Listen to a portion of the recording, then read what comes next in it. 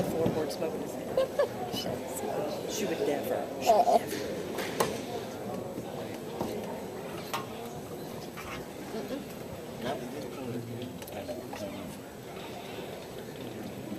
Good evening. Welcome to the first debate of the 2011 municipal election season, brought to you by the Kokomo Tribune and the Kokomo Perspective. Tonight will feature the two scheduled debates, the first of two scheduled debates between the candidates for mayor, incumbent Democrat Mayor Goodnight, and Republican challenger Kern. I'm Don Wilson, publisher of Kokomo Perspective, and I will be the moderator for tonight's event. The debate is scheduled to last 90 minutes and is being live streamed on the Kokomo Perspective website, KokomoPerspective.com. The event is also being filmed and broadcast on KGOV. We would like to thank Kokomo Schools for using their facility here at Central Middle School in downtown Kokomo. We also want to thank the Political Science Club from Indiana University for providing the questions for tonight's debate. The format of tonight's debate is as follows. Each candidate will be given 2 minutes for an opening statement. We will then begin with questions, with each candidate being given the opportunity to respond first to a question on a rotating basis. They will have 1 minute to respond, then their opponent will have 1 minute to give a rebuttal.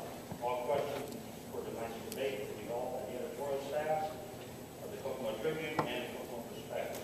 The additional questions being submitted by the UK Political Science Club and were delivered to me just a short time ago. However, should I feel necessary, I may ask the candidates to expand on the response to each question, and I may ask follow-up questions based on their statements. We collect the coin before the start of the event, and Mr. Kern has chosen to give his own statement first, and he will receive the first question. Mr. Goodnight will be allowed to have the last word for his closing statement. Once again.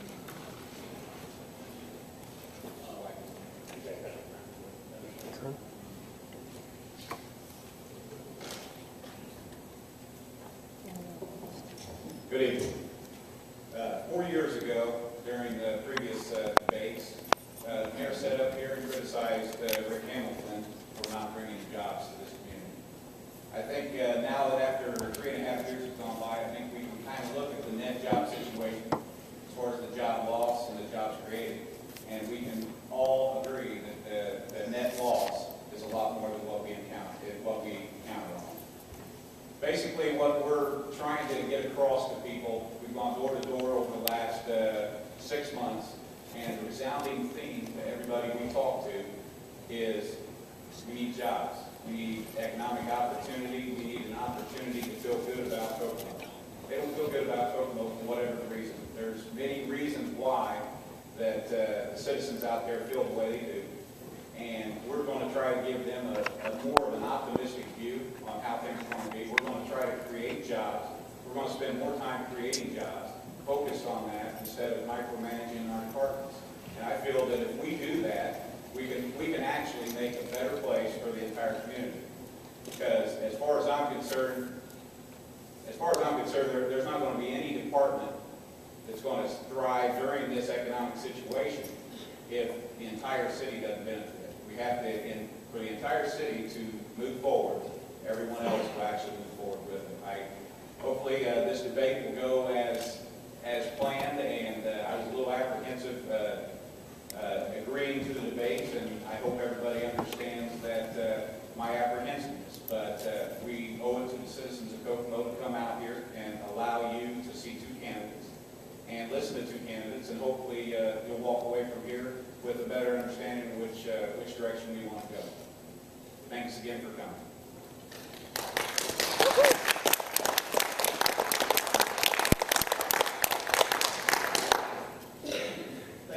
Thank you all for coming out tonight. I want to thank the Kokomo Tribune, Kokomo Perspective, political science students at IUK for hosting the debate, and the Kokomo Center School Corporation for the use of your auditorium. When I was elected by the citizens of Kokomo 4 years ago, we hit the ground running with many ideas to move our city forward. The goal was to improve the quality of life for current residents and encourage people and businesses to move to our community. 4 years later, we have made great progress toward that goal. Even in the midst of the Great Recession, with our largest employers filing for bankruptcy, we have positioned our city prosperity. While other cities were cutting services and amenities, Kokomo cut budgets and added services for its citizens. We could not have accomplished this without making sacrifices, just like so many of our families and businesses do. Many understood that city government would have to do more with less. To lead by example, I froze my own salary during my first week in office, and it remains frozen to this day. I'm the first mayor of Kokomo to ever do this. We then froze all department head salaries and carefully began trimming each department's funding. We were proactive, and as a result of these tough decisions, we were able to balance and reduce the city's spending without burdening the taxpayers of Kokomo. We made these difficult choices to secure our future by preparing and planning for long-term sustainable growth. Although we've accomplished many things in the past 4 years, there's still work to be done. Our largest employers are investing heavily in our community. Our economic comeback is getting both state and national attention. Forbes magazine, who once wrote us off as a dying city, now calls our job growth inspirational. And this job growth is coming not only from our large employers, but also many small businesses. I'm proud to say that we are helping get people back to work, improving the quality of life, keeping our city safe, all while spending less and reducing the size of government. Re-elected for mayor for another 4 years, I will continue to look every day to keep Kokomo moving forward.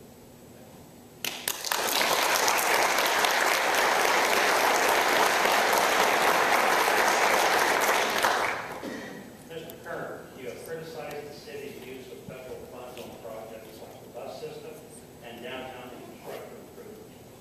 What is wrong with using federal funds, and if you had been offered the transportation and street money by the federal government, what would you have done differently if you were in?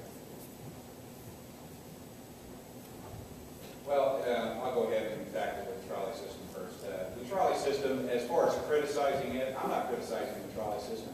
It is a great benefit and a great amenity for the city of Kokomo. What I've criticized is, what are we going to do? What are we going to do when the federal government stops funding it? That's my question. I don't think anybody's answered that question. We had an opportunity a couple years ago that when they considered raising, or I guess charging the fee for the trolley, they decided not to. And I'm not saying that that's the route to go either, because some of the people, most of the people that utilize this trolley can't afford it. And so as far as criticizing the trolley system, no, I have not. I understand there are people that need that system, and I understand that it potentially has to go on. But my question is, how are we going to fund it when the federal government cuts the funding to us? Part two of that question. Thank you. Mr. Goodnight. The largest expenditure used from federal stimulus money was for the Dixon Road street reconstruction from Jefferson Road to north to Judson Road. The downtown has been misconstrued and misrepresented that the downtown improvements were not paid for with stimulus money. There was no stimulus money that went to it. It was community development block grant money, and it was the drainage money from the wastewater treatment plant to replace the sewer field. The trolley, to answer Scott's question, is self-sustaining. The budget hearings that we just finished with the City of Kokomo pays for the trolley. The trolley system was paid for the initial cost of the building, and the trolleys were paid for with federal dollars.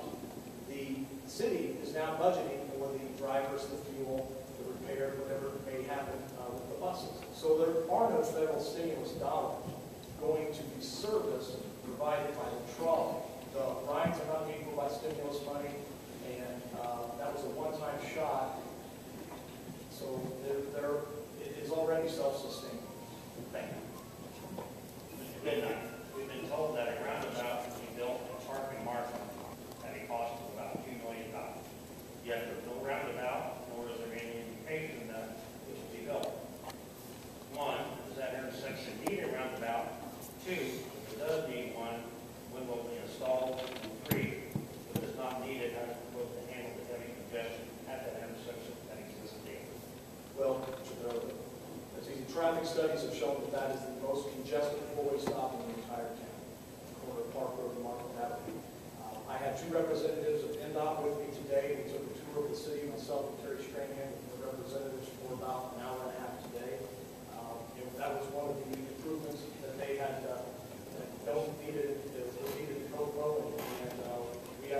discussion. The federal government has put the money, it is earmarked to, they've already paid for the engineering and the architectural fees. That was allocated 2 years ago. The funding for the project will take place in the spring. Kern. Well, obviously, I think everybody that's traveled to the city of Kokomo understands that that intersection is probably one of the most heavily traveled areas within the city of Kokomo. I don't think there's a question. I don't have the luxury of having some of the information. I haven't met with NDOT or anything like that. I don't think they want to meet with me yet. But hopefully that day will come, and we will have to evaluate those circumstances when they do come. I understand if the money's been spent, you have to evaluate those circumstances to determine whether or not you want to continue on that path. It is an area of concern to a lot of taxpayers. That area is a lot less busy, if you will, nowadays than it was in the past, given the fact that a lot of our factories, when they let out, they all sit straight up Markland, and you have a backup from Markland clear to Leeds. So, you know, without having that inside information, we would have to just kind of wait and make that determination when the time came. Thank you. Kern, if elected, how will you handle public transportation? Will the trolley service continue? And if it does, will it still be provided at no cost or right? We expand the service, or plan for city right? Well, as far as the trolley system, again, that's going to take an evaluation once we get it in. We're going to have to get in there, and based upon the information given, you know, you can only determine that some of the information that you read on a daily basis is accurate. You know, everybody has an opportunity to read these publications and read the papers and read everything else and make their own determination as to whether or not everything you read is the absolute gospel. If we get in there and determine that the trolley system is fundable, the trolley system, it can continue to operate without having to adjust the fees, without having to charge a fee, then obviously it'll probably keep going. What about First City Rider? First City Rider, that's another situation that we're going to have to tackle once we get in there. I don't have the authority, obviously, to make that decision here. But hopefully that's an area of concern for the taxpayer that we need to evaluate. My goal has been the first year and the second year as well, funding for the trolley, the cost for the riders is at no cost. There are some logistical reasons why you do that. Number one, I don't think it's appropriate. I don't think it's in anyone's best interest for the drivers to carry amounts of cash. If you put in a coin system or a token system, it becomes cumbersome for people to locate the coins. They may be waiting to stop, could disrupt service and slow it down. The whole idea of a public transportation system is that it's reliable, it's affordable, and it meets its timeline so that these people use it to get to work or get to their necessary needs. So my goals and objectives are to keep it as free for as long as possible, and everything that we put forth in the budget for 2012, we'll make sure that happens. As far as the First City Rider program, I think we need to continue to reevaluate that. I think it's a necessary part of our public transportation system. The only thing that we look at is possible shifting the times that is available to local residents. Current question, the validity of the number or the possibility that the number be not accurate. How do you count the riders? As far how do we track them? Yes. Every rider, when they get on the bus, the drivers, and these are actually the FTA, Federal Transportation Authority, they will audit the city's riders. They track them through the bus drivers themselves track them. As far as the budget numbers, those were all put forward in the budget terms that we just Goodnight, this is from my UK. The bypass is now getting a bypass. What will you do to help stimulate and continue the business endeavor that has been built around the previous bypass, current bypass, I guess, on US 39? That was one of the topics of discussion as well today with the representatives from NDOT. And the goals and objectives, I think we've been working very closely, our city engineering department with the Great Kokomo Economic Development Alliance. We've done a US 31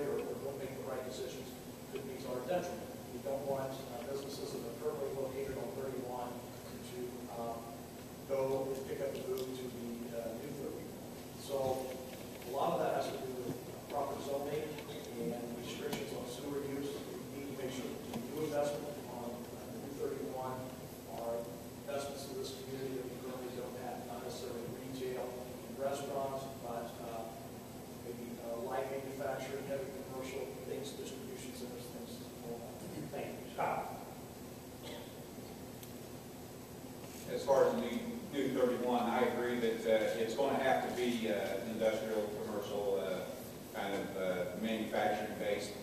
But I think a lot of it has to do with communication. I don't know where the communication breakdown falls, but I know for a fact, I'll just give a quick example. Miller Furniture, they came in and for some reason the state decided they needed that line of houses along South US 31 and also Miller Furniture. Now they're realizing that they don't necessarily need it. Miller Furniture signed a 10-year lease with Kokomo Mall to basically relocate, and now they're telling them that they don't need their building. So there are some communication breakdowns, and that's probably been one of my biggest criticisms since I've even considered running for mayor is the fact that a lot, for whatever reason, and I'm not pointing any fingers anywhere, but somehow the communication gets broke down, and these kind of things happen, and it's detrimental to a lot of people in this community.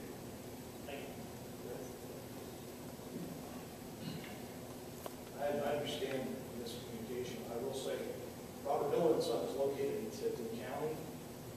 That was the problems they had with Robert Miller and Son were not within my jurisdiction.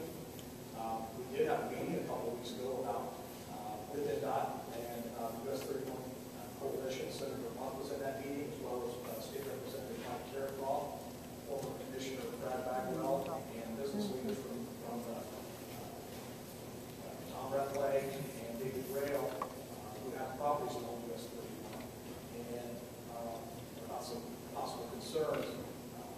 So sometimes dealing with state agencies, it can be cumbersome and somewhat frustrating, I guess. But as far as I've also had discussions with them, and just the last couple of weeks about those changes. So communication between Robert Miller and Son, I don't know how that would be a reflection on the city government, the county government, the county, maybe the issue between private property. Mr. Kern, you criticized the flowers, the bump outs, two-way streets downtown, the new drainage system along Main and Beach. What is bad about these things? How would you improve the appearance, the flow of traffic, and the drainage control?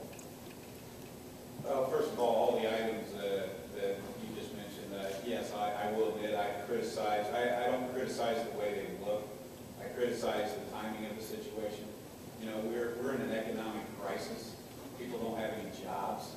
They don't have any economic opportunities. They're looking for a job every day. And now they come in and see the administration, lack of a better term, spend all this money on flowers, bump outs, trying to make things more efficient. There's nothing efficient about bump outs. That's just my personal opinion, and that's probably the opinion of all the residents here in Kokomo that's damaged their vehicles and tires on those bump outs. But my personal opinion is it's prioritizing. You know, I don't believe we're prioritizing in the best interest of the entire community. We're basically prioritizing. We're focusing on a very small percentage of this community. It's time that the rest of the community got their money's worth. What would you have done with that? I would have spread it out a lot more equally than where it is right now. Such as farther reaching areas from the city, with not strictly downtown as far as the I guess the self-watering drain basins, if I'm characterizing those correctly. I'm not sure that that's really a necessity, and I'm not sure the amount of money spent on that, but I think that is an area, like I said, I hate to keep going back on this, but we've been going door to door, and some of the areas that we've walked through are just unbelievably in terrible shape. But they only have to walk 6 or 8 blocks to the downtown area just to see how great it is. So I think it's a matter of prioritizing the situation. First of all, I'd like to take credit for inventing the bump out that I didn't do. You travel just about any city in Indiana. You go on the downtown square of Monticello, downtown Marion, downtown Michigan City. Some bump outs along Capitol Avenue in Indianapolis. Drake Valley has actually put in the same catch basins along Capitol Avenue. So those are things that I didn't put in. I think those are important assets to the community. Fortunately for me and fortunately for Scott, We're not restricted to wheelchair use. Those wheelchair ramps are current, a lot of our current corners do not meet current ADA standards.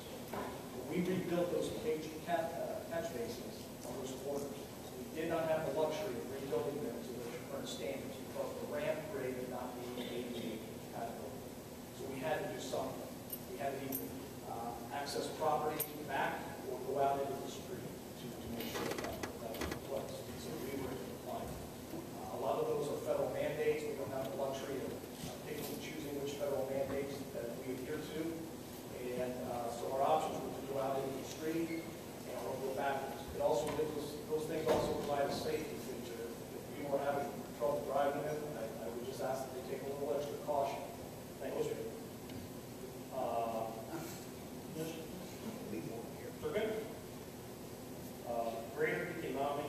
Greater Kokomo Economic Development Alliance working on a foreign investment strategy to Kokomo and enter into a sister relationship with the Chinese city, and how will that benefit Kokomo in the future? What have you done or will you do to capitalize on the sister city relationship Kokomo currently has with City of Kokomo?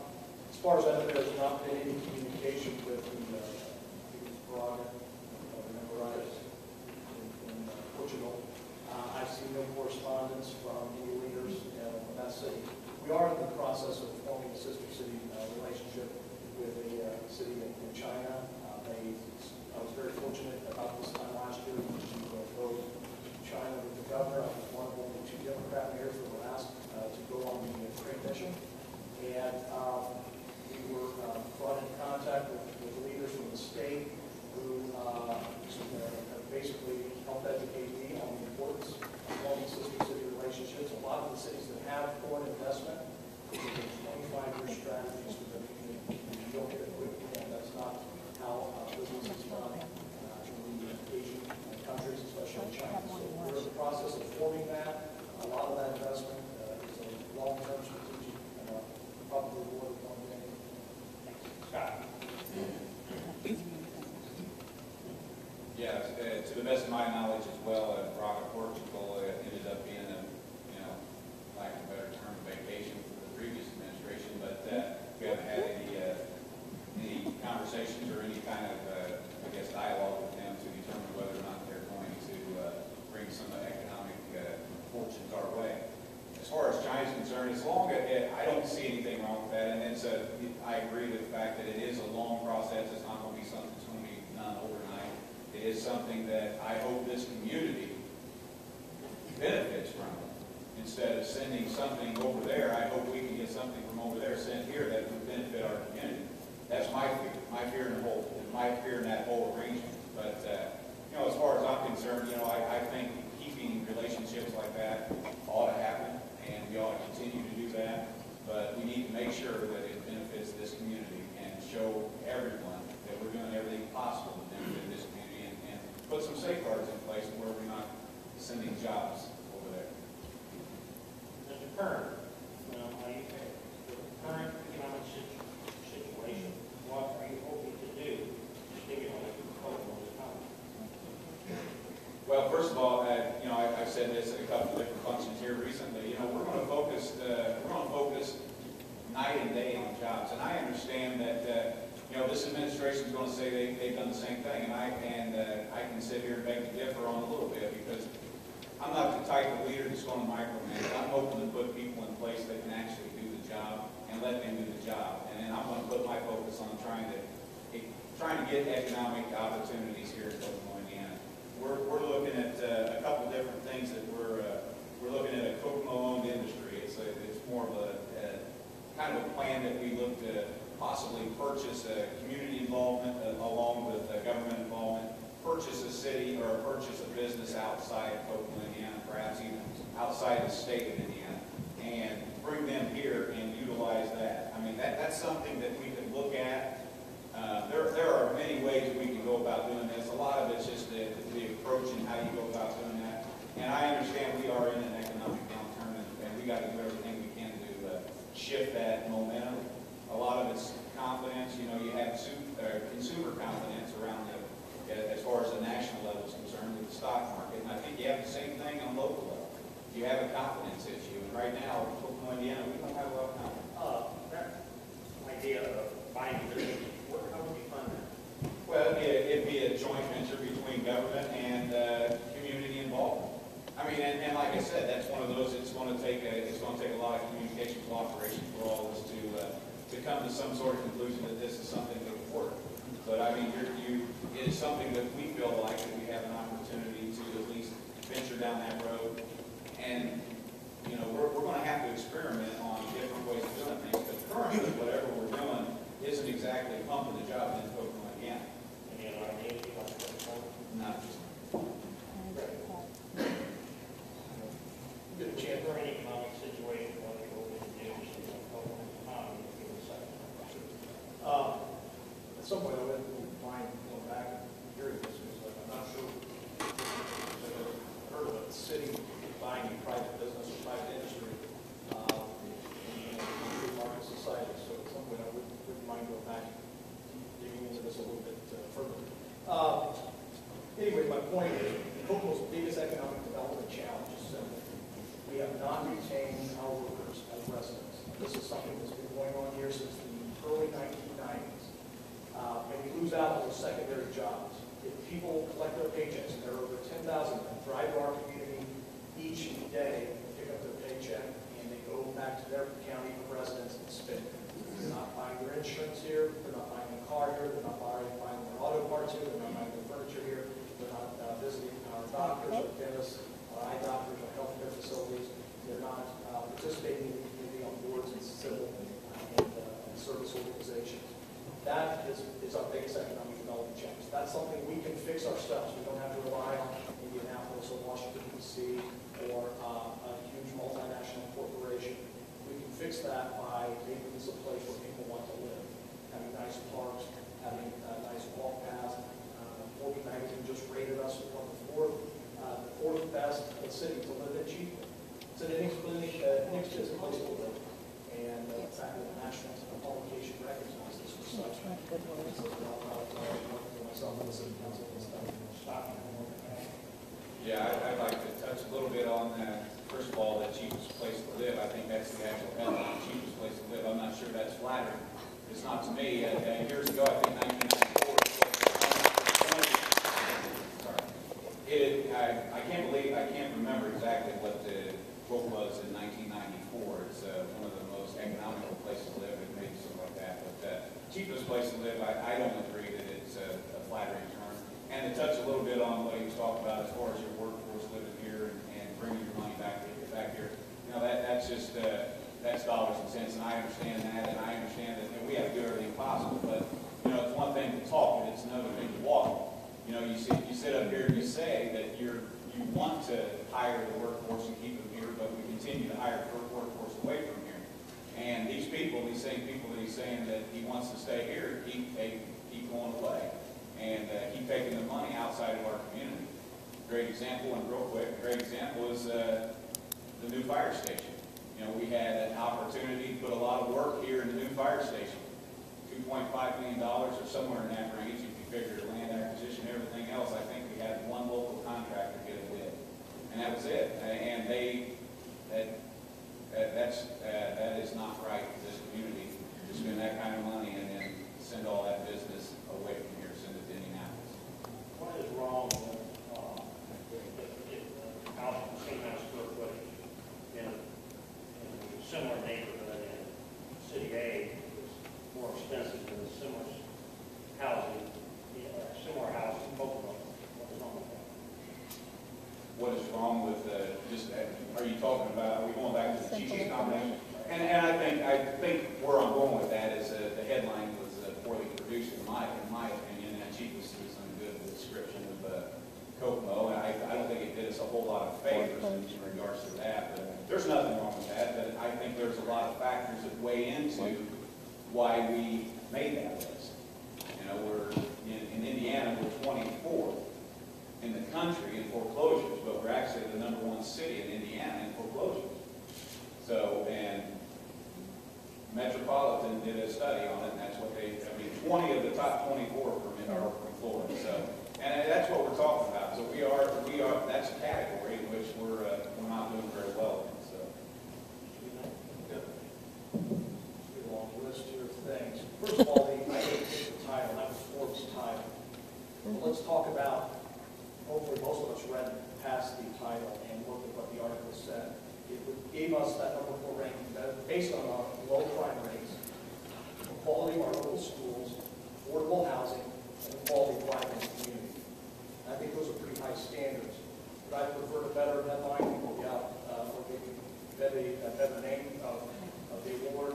Absolutely, but all of us can't live in New York Town house or on the beach in Miami. So the fact that the people here in the Midwest are recognized for, and we're recognized as a city to live in cheaply, I think it's a testimony to what we've tried to do. And for some of us that are struggling, it gives us some hope. The second part, I'm not sure if Mr. Kern just asked me to violate the federal the laws on bidding at fire stations. When you put out a public bid, you have to go with the lowest competent bidder. I can't pick and choose which contractor to remove from the list. I hope you just didn't ask me to do this so that the contract would be awarded to a friend or a local contractor and violate the law. That's not the process that takes place, and that's not the process that took place. Thank you. One other thing, talking about a lot of things here. Number one, city, talking about for foreclosures, the number one city in the state is Indianapolis, so I'm not sure where he's getting this information or if it's updated, but actually Miami County, it touches, Howard County has a higher percentage, as does Madison County, that is in, just on the south, east side of the country.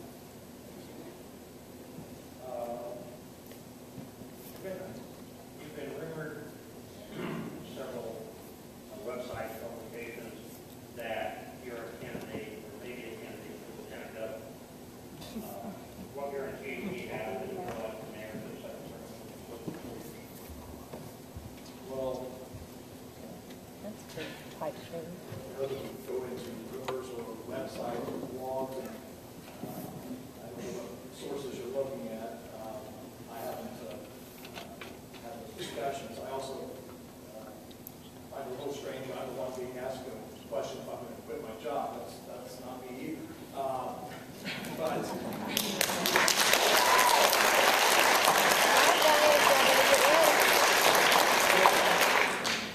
to answer that, running compared to done a great job. I mean, so candidates for office, whether it be a mayoral candidate, whether it be a council candidate, or whether it be the newspapers or anything, just compares Kokomo to Kokomo. Kokomo will always lose. When you compare Kokomo 2011 with whatever your favorite year of Kokomo is, it's probably going to lose.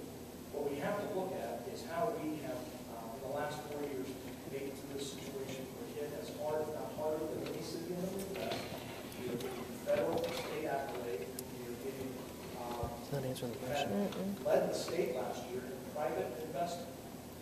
Led the entire state, 50% more than Indianapolis has, which is 20 times larger.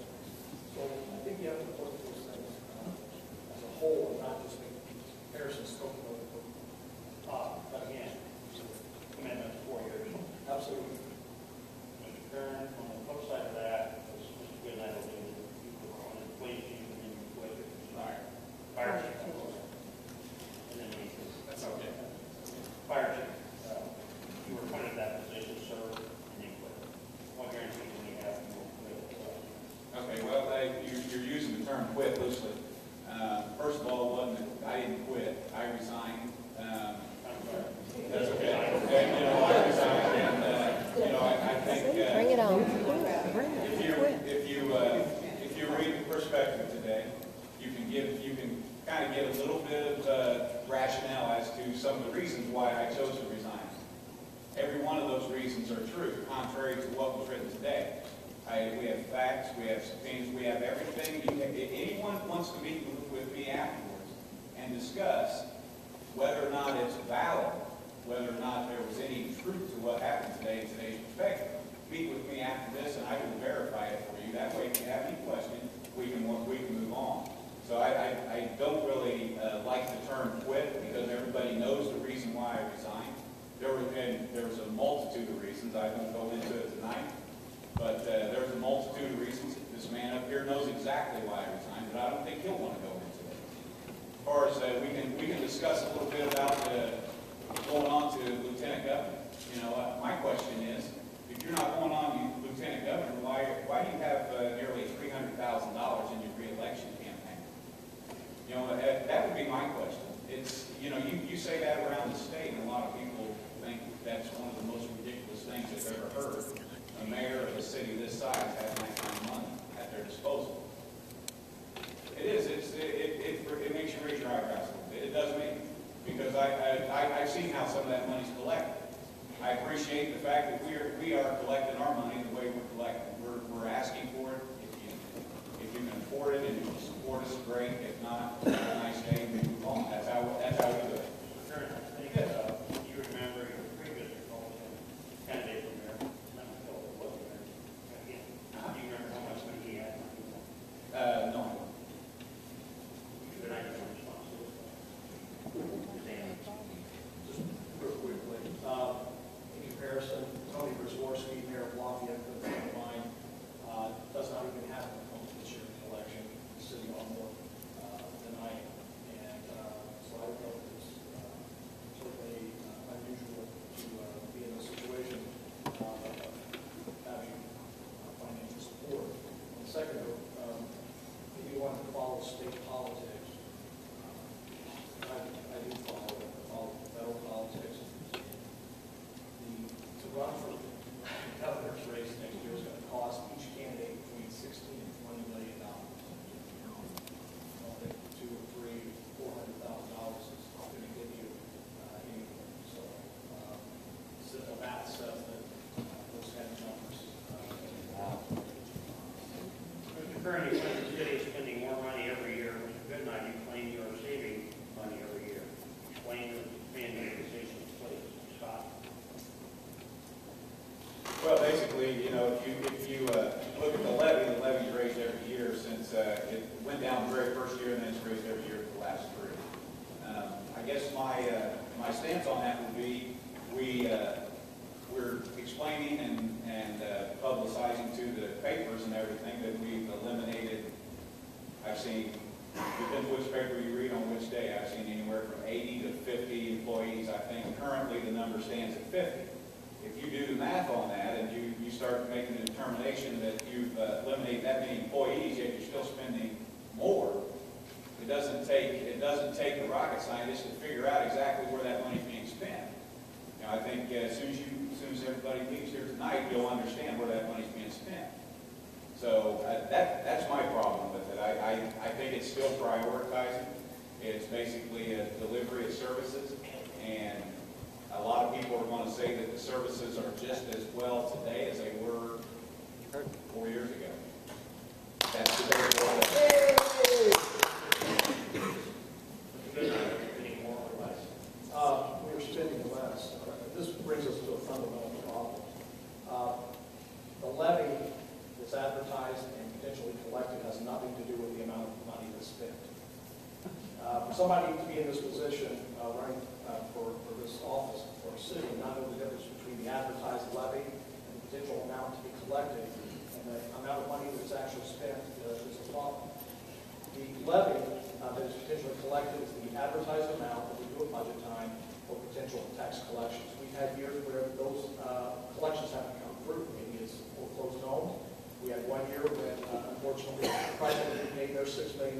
So that money never came in. It never made it in the city coffers. We did reach an agreement to get that money back, but it's over an extended period of time. The budget money has nothing to do with the amount of money that you spend. The budget is nothing more than an appropriation from the city council giving the mayor the authority to spend those allocated levies. It has nothing to do with the amount of money you spend. Now, to answer the big question, and to correct my opponent, we are spending less. We've spent less every single year since I've been in office. I would love to take full credit for that, but that's not right. I have a hardworking group of department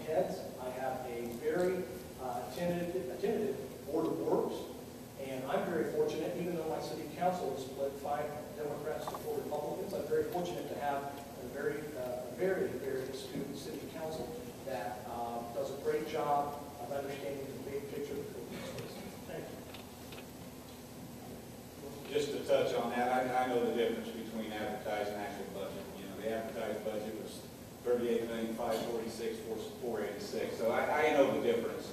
You know, I can read the numbers. So just I want to clarify that for you out here. The State Board of Accounts audits the City of Kokomo every year, just like they audit every other municipality. And those numbers have been given to the press. They're open for anyone to see. We have spent less money each year in the city budget. We have spent less money each year in the wastewater treatment facility, which is the public utility. And collectively, we have spent less money on those two things. Midnight, how would you assess the performance of the NOVA Health Plan as it pertains to the service provided and the impact on taxpayers' employees? To be elected, will you seek to continue this service? Yes, the Novia Clinic is a city healthcare clinic that is, we use in cooperation with the county government and the Taylor School Corporation. Employees, for them, it's a benefit. They can get some medicines at free or reduced cost. They also can have certain things done at the Novia Clinic on a regular basis. This is not just used by city employees, but the other government units as well. We are in the process of looking at other things within the Novia Clinic. There are some groups out there that not only provide the immediate medical services and the preventive medicines, there are also groups out there that look at other things, such as workers' comp and things that are not currently covered by the Novia Clinic. I think they have, the Novia Clinic's done a great job. I'll just give you an example. When city employees go to make a regular doctor's visit, it costs $150. Only $30 is paid by the city employee, and $120 is paid by the taxpayers of the facility.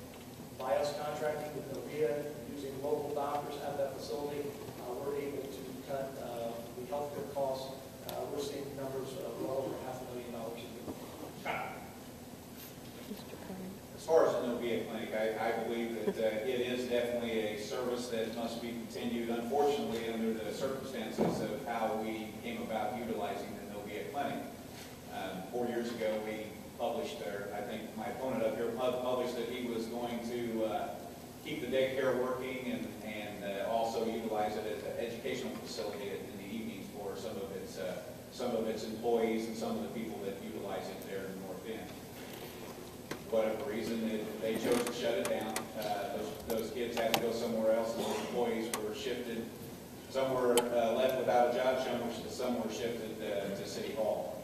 So I think as long as we can continue to cut costs, as long as we can continue to save the workers of this city as well as the other people around the city who utilize Novia, as long as we can continue to cut those costs, I believe that we're going to continue utilizing Novia Clinic until such time that we can't utilize it to save us money.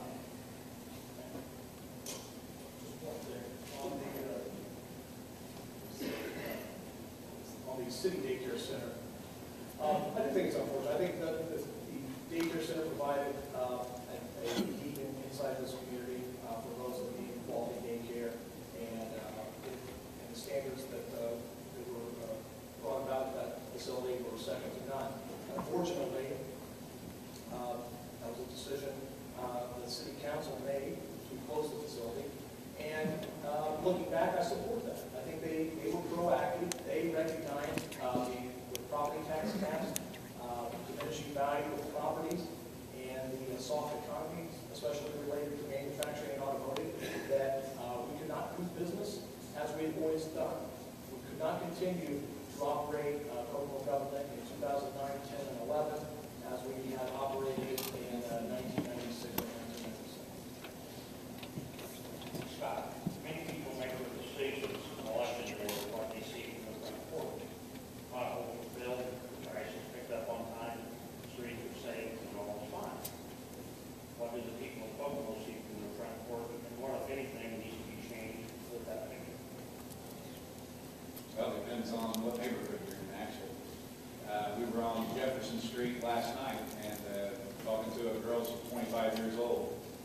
had 2 tours in Iraq, and she said she's more scared now living on Jefferson Street with a meth lab right across the street than she was in Iraq.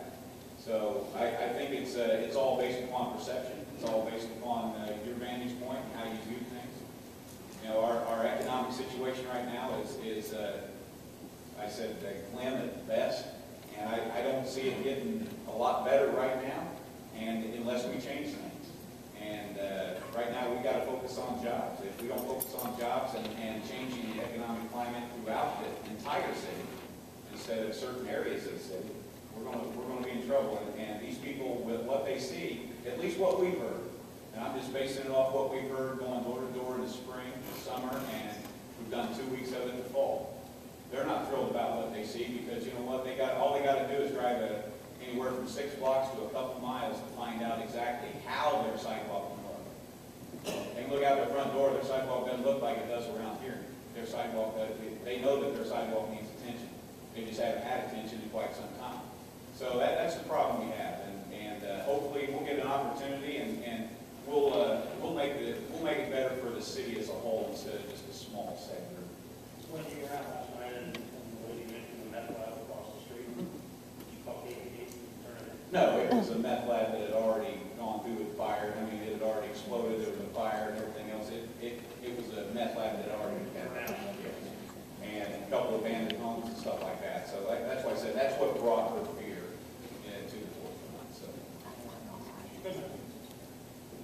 A few things. You can cherry pick any neighborhood and isolate it and say there's a pothole, and we've had that for decades. Every neighborhood goes through transformation and investment, but they all cost money. That could have been an option of not doing anything in the South Main Street or South Union Street area, not done anything on North Washington Street, and focused on Jefferson Street or any other street. But it would have not enhanced that neighborhood also. It would have taken from the current. You can't, unless you find this new pool of money that you have access to, I'd love to see it. You have to decide which one will have the biggest impact on the community. So cherry picking neighborhoods or streets. I live just about 4 blocks from Jefferson Street, the area that you're talking about. I feel very safe in my neighborhood. Statistics show that crime rates in all, especially violent crimes, at all levels have went down over the last 4 years. So our neighborhoods are very safe. You can sit and interview somebody and probably extract whatever comment or whatever thought you want from them. But the truth of the matter is, you can't cherry pick and isolate potholes in certain neighborhoods. You need to look at a broader picture of the city as a whole and determine, is this city in better shape than the other cities that we see ourselves with? And you can pick just about any other Midwest or industrial blue-collar city and do travel to the city. Scott, you can say whatever working out in regards to that, and are going to. Well, personally, there's less cops on the street. I can tell you that, and that right there is a detriment to the safety of the citizens of Kokomo. And what he just said in regards to cherry picking neighborhoods and stuff like that. You know, cherry picking neighborhoods. You look at it from the standpoint. I think you evaluate the city as a whole. Yeah, the city as a whole may be safer, but if you go to certain areas and cherry pick that certain areas. Cherry pick the certain areas around where we were referencing the other night, Jefferson. You know, cherry pick that 4-block radius right there and see exactly how safe it is in that 4-block area. And that's the reference that I'm trying to make. It's not whether or not the city as a whole is safer. If we put more police on the street, then we know for a fact that that area is not being neglected. And I know for a fact, just by virtue of listening to these people, day in and day out, going door to door, that they are fed up. They are fed up. We went door to door the other night, and I guarantee you I was in one of the areas that most people in this room, if you took a survey, and I asked them what the most dangerous area of the city of Kokomo was in, they would pinpoint the area we were in, and I didn't see a cop for 4 hours. We went door to door for 4 hours. I never saw one police officer. So that kind of leads me to believe that there's not enough police officers in the street. There's more of them in the administration now than there ever have been. And hopefully people will understand that. You're not going to read that in the paper, but you might see it here. And that is a fact. Do we need more fire people? I'm sorry? Do we need more fire personnel? Do we need more fire personnel? Depends on what stats you're reading. I Do you mean, think we need more fire personnel? to adequately provide the service, you definitely need more firefighters, especially with the annexation coming up. You know, when the annexation came up, the mayor basically put a proposal out there on some of the coverages that we're going to provide. That coverage I don't know if we have any annex people in this room, but that coverage that you said you were going to get, that you read you were going to get, you're no longer going to get. So just so you know that, I don't want you to think that you're going to get what you were promised when this whole process started, because it's not going to happen. That's just the way it is, and that's the facts. You won't read it. You won't read that in the paper either, but you'll see it here tonight.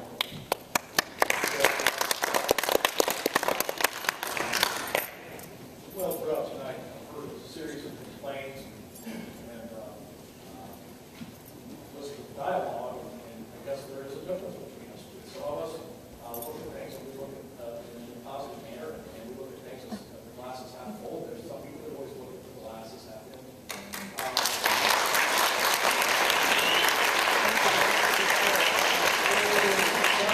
Not just steppers brought up adding more firefighters. We need to add more firefighters. Do you understand the cost of each firefighter costs the city about $80,000 a year? So we look at wages, benefit, retirement plan, paid days off, all the things that go with it. All those things. Police are about the same, $80,000. He's also advocating new sidewalks on Jefferson Street. I haven't heard a plan yet on how he's going to, as he criticizes me for my spending habits, I haven't heard a plan yet on how he's going to pay for all these additional police officers that he doesn't see at night in that 4 block area. So I'm kind of curious, during these tough economic times, I'm not going to add more police officers or more firefighters if there's not a need. I have to see a need. It has to be justified to do that. And if you look at crime rates going down, and all those things that point to a safer community, I think we have to look at them and add it as needed, and not just make a rational decision based on emotions. First of all, it's not on emotions, it's on facts. It's on the city's done basically feasibility studies over the last 3 decades.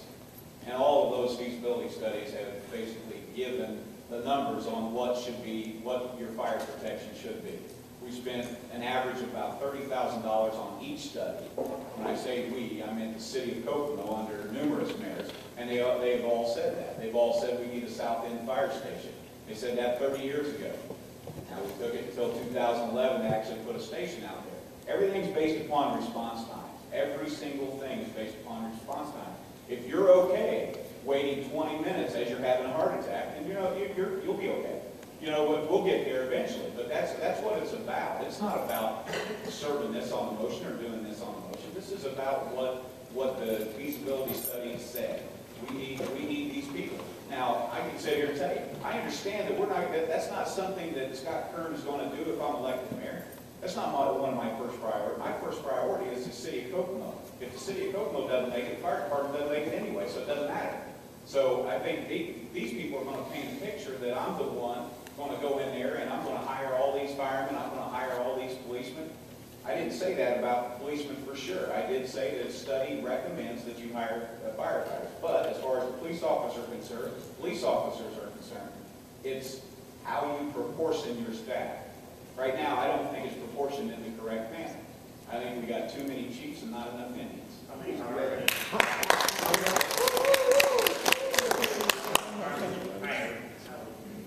I would have to look back at the annexation study, the feasibility study, and we would make that determination at that point. We're in uncharted waters right here. We're getting ready to go into quite a bit more area. And right now we've got less people now than we had 30 years ago. So we broadened our coverage. So that's going to add to your response times. And that's all this is about. It's all about response times. And if the citizens are okay with a 20-minute response, then God help us, because it comes down to cherry picking. We talk about cherry picking. The majority of the people aren't going to have a problem.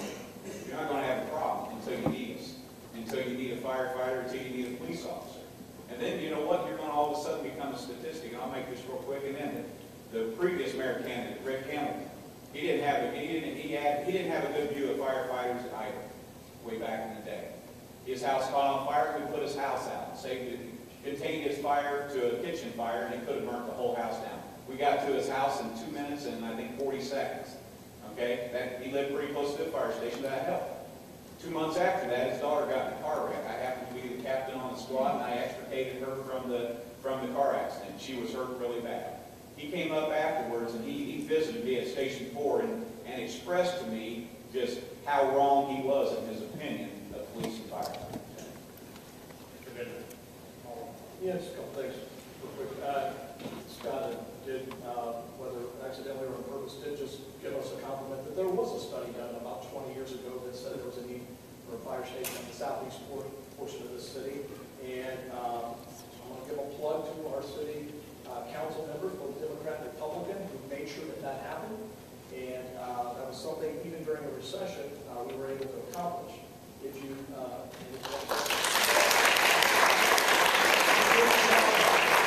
read that study, it gives it lays out the plan on how that will be staffed. And it said you can take the firefighters from old station number 2, which was incorporated with station number 1 downtown, and they would provide staffing for the new station at the southeast part of the city. What I think is interesting to note, though, and we finally got to what the real issue is of why we're up here tonight. This is about the fire department, and it's about basically trying to right what someone thought was wrong. But we went with less firefighters for about a year and a half until we were able to get the safer grant. And temporary Chief Myers and Chief O'Neill were able to run this fire department with much less staff for about a year and a half. And if you remember why Scott quit, it was because of the ambulance service. Go back, don't take my word for it, pick up the old newspaper quotes, and that's why he left. He said that we made Kokomo unsafe. We have about a year and a half. The city didn't burn to the ground. There wasn't all this travesty. I did keep my word that I would, if I found outside sourcing to bring firefighters back, that I would do that. We were able to do that through the federal government.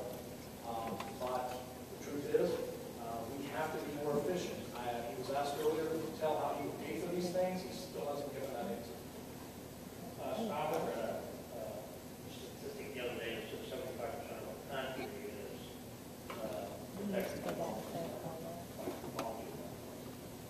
And our county is all volunteer.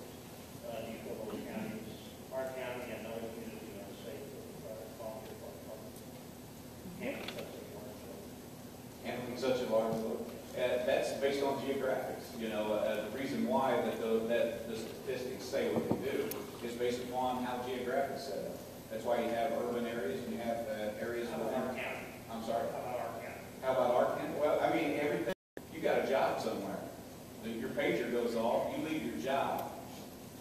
You go to your station. You get to your station. Then you get to the scene. And then, depending on the severity of the situation that you get to, you may not be doing any good at all once you get there. So, Our county residents safe. are they as safe as city residents? No. Somebody brought up the annexation 4 years ago. The annexation of property outside the city limits was a campaign priority for Rick Hamilton, as it was for former Mayor Matt Moore. Goodnight obviously agreed with the Republican opponent and his predecessor from 2007 and pursued expanding. Apparently with success. If you had to do it again, would you handle things differently? And as from Mr. Kern, what is your opinion of the annexation? Yeah, one thing Scott alluded to earlier that is absolutely true once you get in the office. You are, there's information that's available to you that just sometimes you're just not aware of. One of them is that when I came into office, city engineer Kerry Stranahan notified me that there were huge amounts of people that were on city schools that had signed waivers and had committed to not finding annexation. We looked at the logistical problems of running the city when you had pockets throughout, I always use Williams Drive and Tally Ho Drive. To get to Williams Court, you actually, under the current configuration of the city, would have to go down. There's no way to get to that city court without driving down the county road. So you could reach it. It was not an efficient way to run any unit of government. So we took an evaluation, what could we do, and how we make this right. And ION annexation has a negative connotation to some people. If you look at Lafayette, in the last 2 decades, they've more than doubled their size through aggressive annexation plans. It's been done in Fort Wayne. Just about every community Muncie had one just a couple of years ago. So it's a natural progression of the city. I grew up in Country Club Hills. I grew up in the county. It was not annexed until 1975 when I was 10 years old. But I think all of us recognize that Country Club Hills is in fact part of our city. And what we try to do is look at what are the true boundaries of our community and make sure that that is what our city represents. Scott, what's your opinion of annexation? Annexation, I believe that there are certain pockets of annexation that absolutely do help with efficiency. You got areas of Terrace Meadows, you got the stretch on Lincoln Road between Webster and Park. Those are just a couple areas that we're referencing here. That's just common sense that you're going to have to annex that area when you're on an island out by yourself. And that is going to hurt your efficiency in regards to providing services to the rest of the city. But as far as forced annexation, I'll be honest with you, to me that's borderline unconstitutional, and that's my personal belief. But I believe there are ways to be able to communicate with people. If we're a community that's so popular that we're trying to draw people in from the outside, right? We have 65% of the people disagree with the annexation. I'm a little confused on that, but that's just my view on it, on annexation. I think it is beneficial as long as it truly is efficient, and I don't necessarily agree with the extent to the annexation that this administration went through, but that was their choice at the time. Just to refresh everyone's memory, we went through, there are numerous public meetings on annexation. Obviously, some of them contentious with some of the neighborhood associations. Some of them were very informative for people. We also went through readings at the city council meeting. My opponent, as now I'm finding out that he is opposed to annexation, never spoke up at any of those city council meetings. Didn't write a letter. Did not write one letter against annexation. Didn't speak up against annexation. I wasn't involved in meetings myself, but I'm pretty sure he didn't even come to them. So to be critical, once again, like I say, we're hearing it again and again. We're critical of the decision. I'm not hearing any answers tonight on how things have been done.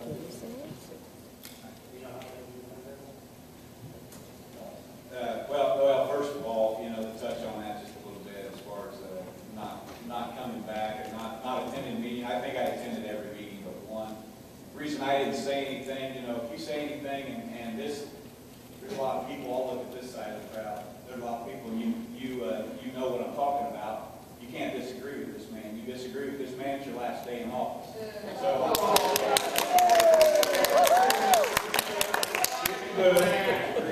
I'm serious, and this is the unfortunate part about a debate. But you know what? I'm about as honest as you can be. You cannot disagree with this. You cannot disagree with this man. If I would have told him, I'll give a great example, and I will give a great example. Tim Hewlett. Tim Hewlett's a firefighter. He disagreed with annexation. His kid was fired the next day. Should I say more? That's right. I see. Yeah, this is kind of, once again, I still haven't gotten any answers on how we would do things differently. You don't want to answer. We ain't got any answers Just either. a couple quotes, just to refresh everyone's memory. I was harassed by Goodnight, Chief Pat Donahue. I don't mind if anyone has a personal vendetta against me. I don't mind confrontation. I think the city is abusing its power. trying to protect myself against a politically motivated vendetta against me. If McKillop is proud of the fact that Dave Duncan harasses his firemen, I think he needs to reevaluate his chief. He needs to reevaluate himself. These are comments Scott made. He didn't make them about me. He made them about his previous bosses. The first one was made under the Troball administration. Oh my The other God, three give me a break. You make me cheat? How to make it cheap. When we look at the things that are going on in our community, we do need to focus on things, those economic development problems, the unemployment. I do wish every road was paved, and every sidewalk was perfect, and there was no infrastructure needs in this community. That would be wonderful. Spending our time airing our personal grievances and our personal complaints is not a productive way to get us where we need to be so that we are a city that draws educated people to this community, a city that, through our current city council, appropriates money to help, $150,000 recently to help with some of those sidewalk problems on the school routes for Kokomo Center schools work cooperatively to do that. Those are the things we need to be focused on.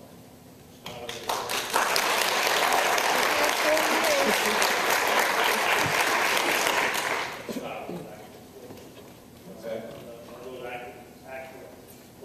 I'd have to see them again. I'd say the majority of them might be accurate, but I can probably follow that up with if, during that point in time in my life, this man standing right next to me agreed with every aspect of those quotes. Every one of them stood right there in City Hall and agreed with me, and actually agreed with me to the extent that he knew I was the right guy for the chief's job.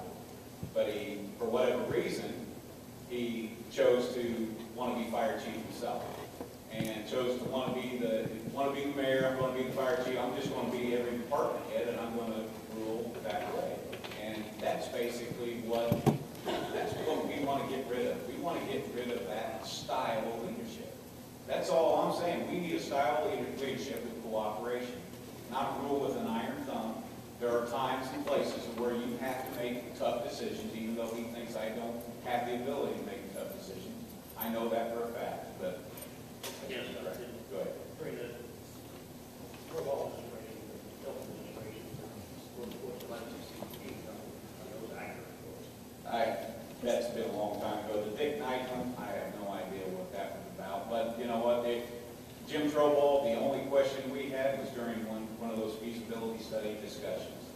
And we just had a discussion on, I think during the time he said, hey, there's no way in the world he'd ever build a fire station. And you know what? He kept his word.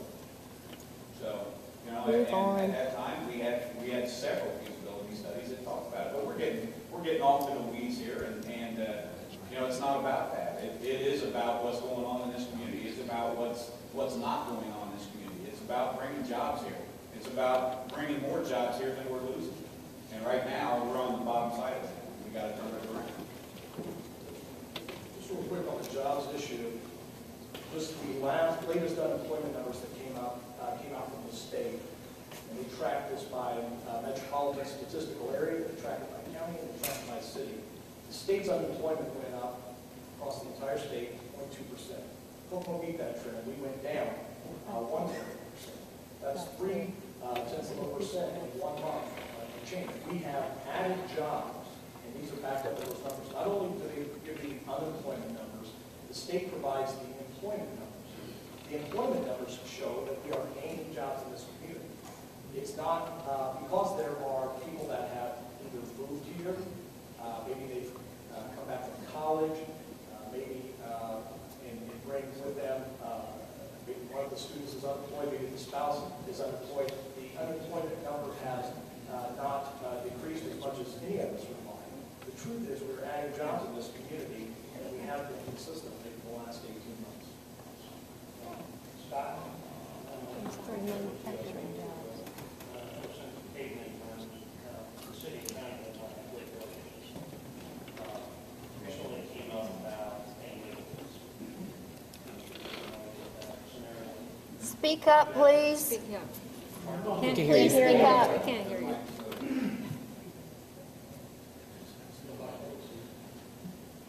Is that better?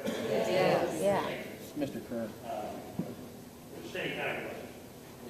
Over the course of time, but not regardless of the administration. The most recent situation came up with paying legal fees, which I'm sure you're aware of the situation, the scenario. Would you have paid legal fees? I think in the context of trying to get along and trying to develop a good cooperative relationship between city and county, I would think that the city should step up and help them out in that regard. But that's just my opinion. Right. The answer is, we did help pay.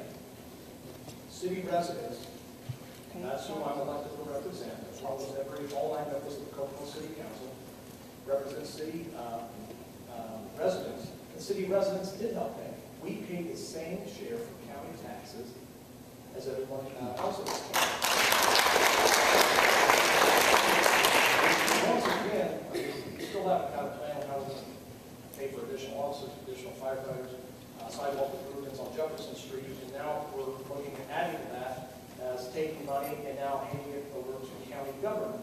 County government has the responsibility to collect taxes, to assess properties, to distribute those taxes, and unfortunately, because of a couple of our large employers, they incur space with some legal fees.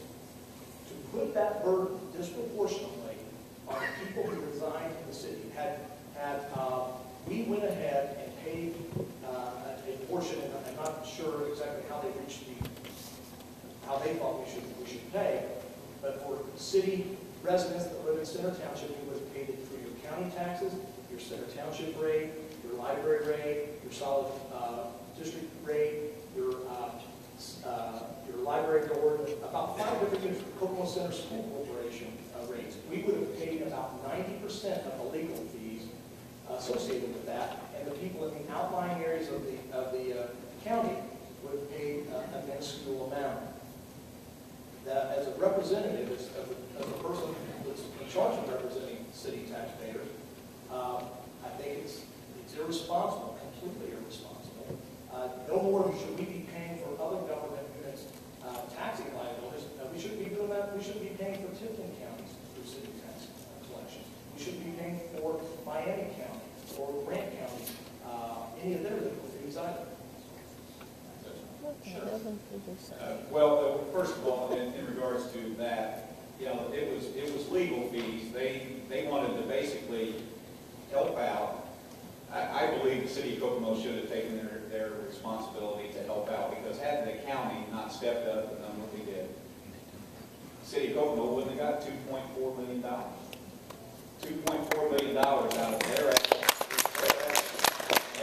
Everybody knows it was their efforts, and I believe that out of a cooperative spirit, that you got to show that this is the kind of cooperation that you need. Yes.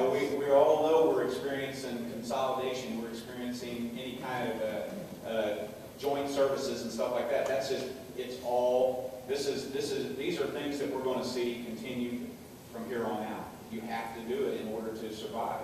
And I understand that. And the last thing you want to do is keep a volatile relationship going within the city government and county government. And it has been, back to the dark ages, as you said, it has been a pretty volatile relationship.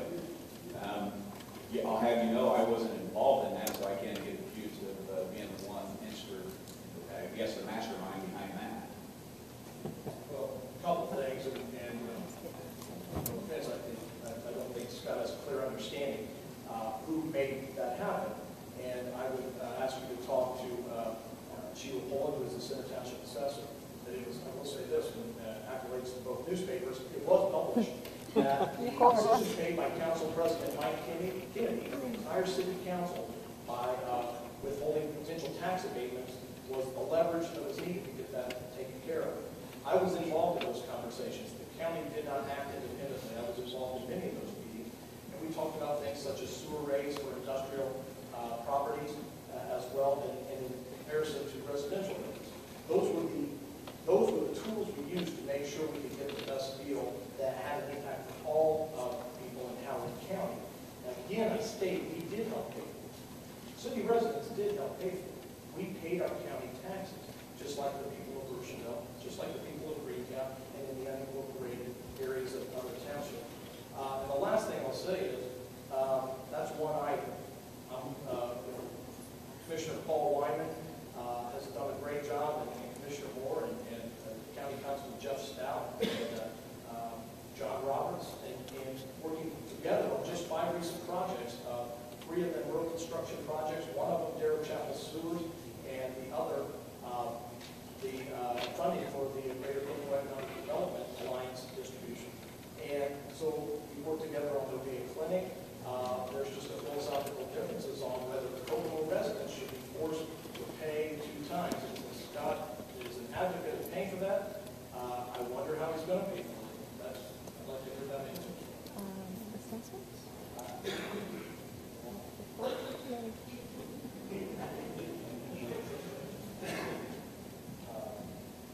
Last question, please, for closing statements.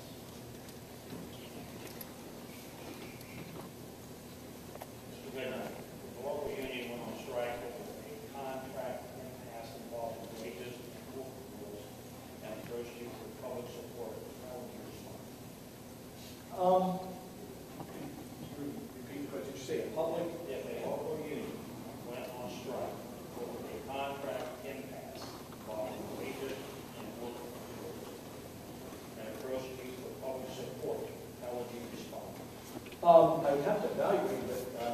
Normally I've done that. In fact, I just sent a letter this week to our U.S. senators and our U.S. congressional delegation for some of the issues that are facing the postal workers here in this country. That's not a private business. That is a government postal service and their employees. Obviously, everything would hinder around what their objectives were and what the issue is that's keeping them on the street.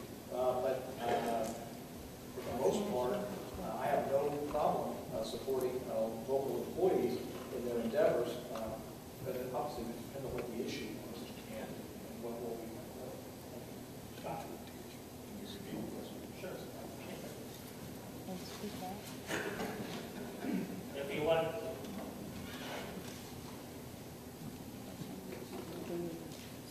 if a local union went on strike over a contract impasse involving wages and or work rules and approached you for public support, how would you respond?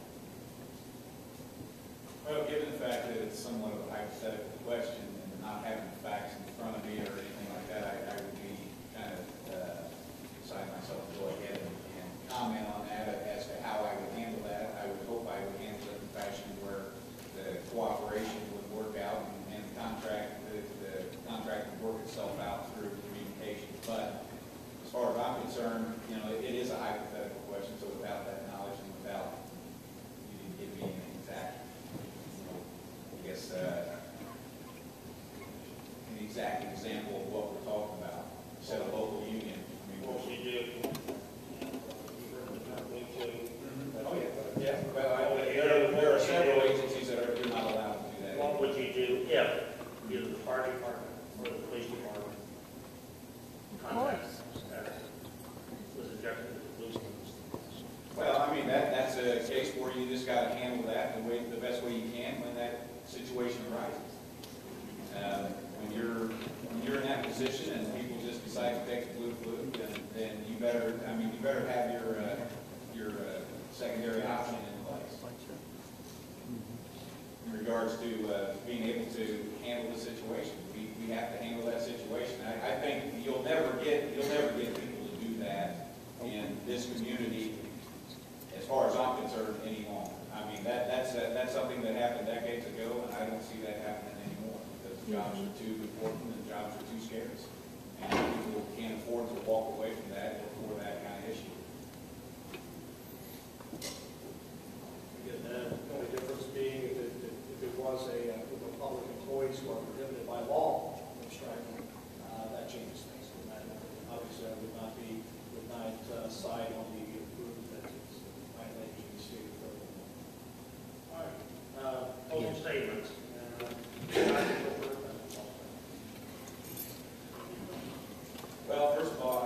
appreciate the opportunity to come up here tonight. I was, like I said earlier on in the opening statement, I was a little apprehensive, still am.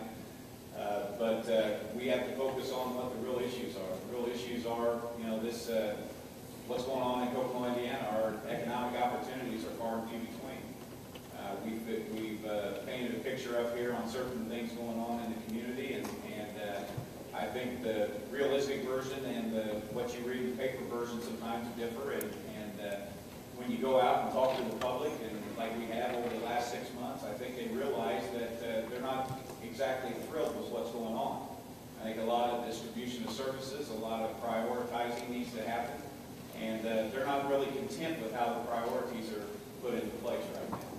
And if given the opportunity, I hope not only myself, but the people surrounding the administration within the city of Kokomo and the county, we can all get along. We can all figure out a way to make sure that we stop the bickering.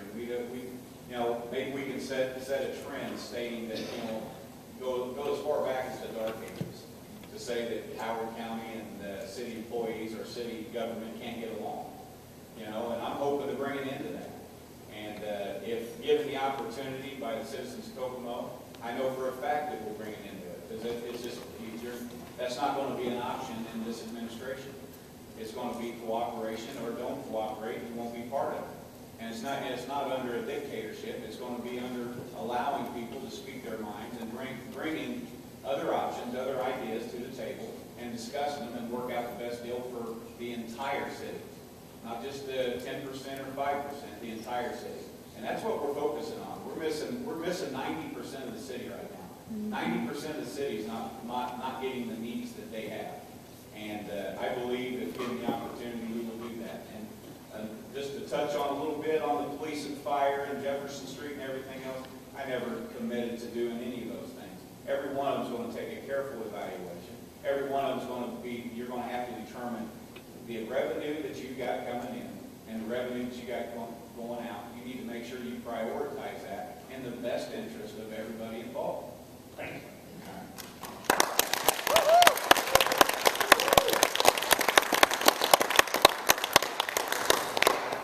First of all, I do want to thank everyone for coming out tonight, and I do appreciate the opportunity to share thoughts and ideas with you as well. I just want to, for reference again, there were a lot of complaints aired tonight, and I still didn't hear any of the ideas on how to pay for those things, including the last question on paying for legal fees, what amount of money that would come out of. We have been able, for the last couple of years, to get a lot of things accomplished. The bus system that we were able to put in was something that the United Way did needs studies over a decade ago, and said that transportation was the #1 need in this community: reliable, affordable public transportation. We were able to accomplish that. Working cooperatively with the county, we were able to find dispatch, something that had been talked about for more than 2 decades in this community. We were able to make that happen, and that was cooperation with the city council, county council, the commissioners, and the administration. Kokomo's in a position, we're going to have to make a lot of the right decisions over the next few years. We have to make sure that our limited funds are spent properly and have the biggest impact on the majority of residents of this community. We have gotten recognition throughout the city, throughout the state, and throughout the country for the decisions we made. We have the highest bond rating in any city in the state of Indiana, AA+. I think that's a testament to the city council and the administration. We are the only second-class city that we can find that has 0 debt. We just paid off the fire station last week that we cut the ribbon on. And we have 0